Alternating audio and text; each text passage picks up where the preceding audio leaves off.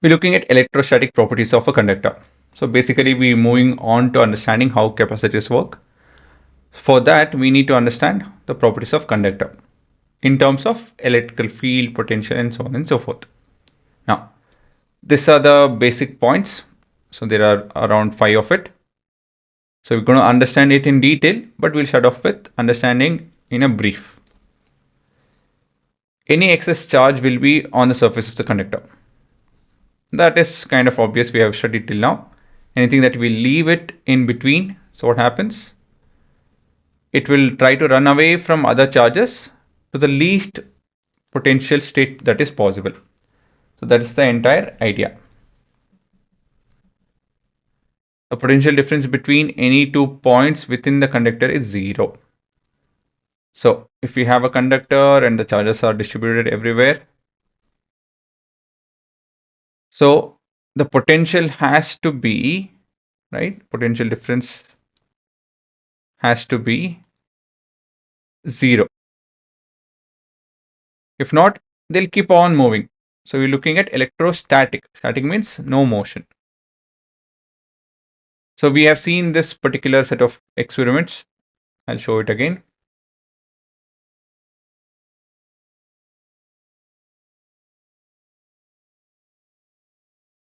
So when we have a charge, right, settled at the ground, it will stay so. Because the surrounding, everything is at the same level. The potential difference is the same. Even if, things are at the higher potential, like in this case, this ball bearing is at a higher potential, higher gravitational potential, but it's not moving.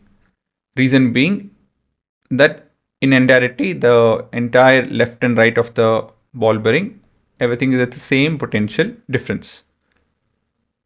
Or potential, not potential difference, at same potential.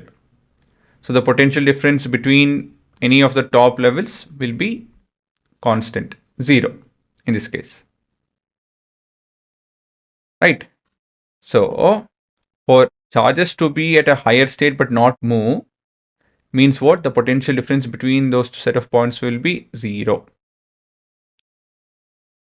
Now, any point within the space of the conductor, the electrical field has to be 0. This we have a mathematical proof that we'll be looking at. Electric field lines are always perpendicular to the conducting surface. So we have a conductor, you take up any part of the conductor, right? The electrical field lines has to be perpendicular to that. This again we have seen the proof, but we'll revise it again. The electrical field just outside the conductor is proportional to the surface charge density. Quite simple. If I have a bunch of charges over here and one more conductor, a few bit less charges, but say the same surface area, the areas are the same, this being A2. But here the charge distributions are less, here the charge distributions are more. So what will happen? Which will have more electrical field lines? Obviously, yes, A2, because the density is more over here. Of course, evenly spread out everywhere. Here the density is less, evenly spread out everywhere. So the number of field lines coming out is lesser compared to this. Reason is obvious, right? More the charge density. More the charge density, more the field lines, more the strength, right? Okay, anyways, we are looking at it in detail. If you didn't understand those, we'll start looking at it in 2 parts. This is the first part. Second part, we'll cover the remaining 2 or 3 points. Surface charge distribution. All excess charge resides on the conductor's surface. Quite simple. If we have, say, a line, if I leave a positive charge over here and another positive charge, what happens? They run away to the least state possible, that is, they go to the ends. Agree? So they go to the end because that is the least position or the lowest position that they can have, wherein they are repelling each other. At the same time, the path to which they can run to, it has stopped. That's the end. If the length of this wire was a bit more longer, it would have gone to that end as well. Now think about surface. This is one dimension. In surface, what happens? Similar stuff. Say they'll push each other in such a way that, right, they will be at the extreme ends. So it can be 2-dimension, it can be 3-dimension, whatever space we're looking at, it would be so. So this is how you can end up writing the proof for this point. The mutual repulsion between like charges within a conductor forces them to move to the surface, where they can be far apart as possible, minimizing the electrostatic. This is what is the keyword, minimizing electrostatic energy of the system. Make sense? Next point, constant electrostatic potential. The electrostatic potential is constant throughout the conductor. Why? Think about it. The same funda again. If not for the same potential from left to right, the ball bearing will not be at stationary. Okay.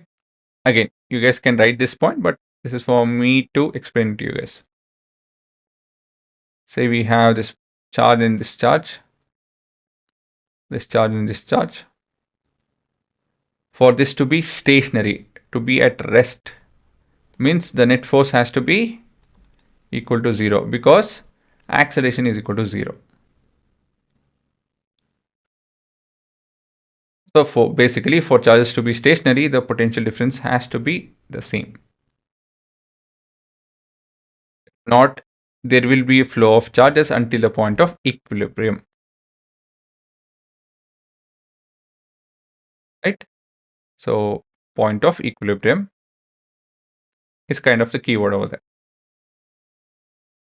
Next, zero net electrostatic field inside.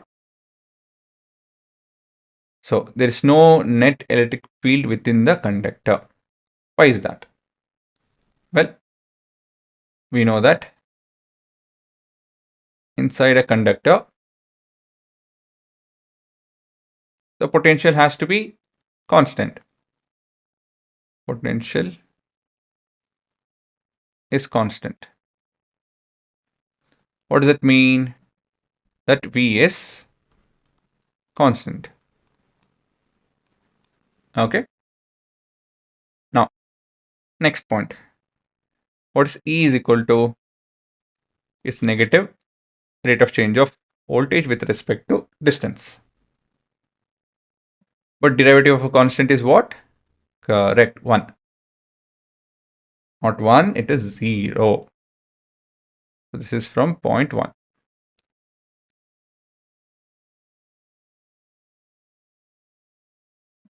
So derivative of constant is 0. So let's have a look at this right up. A conductor is a material that contains free charges. Charges capable of moving freely in the presence of electrical field. So if you guys want to write it, not write it, that's left to you. This particular line, that is.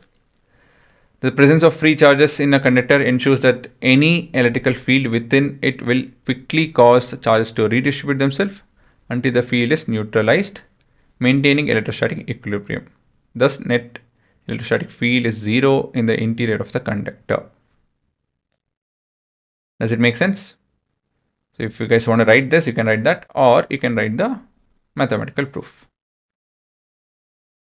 So we are trying to understand how conductor behaves when exposed to an electrical field. That's the agenda over here. Because with this, we are going to build capacitors.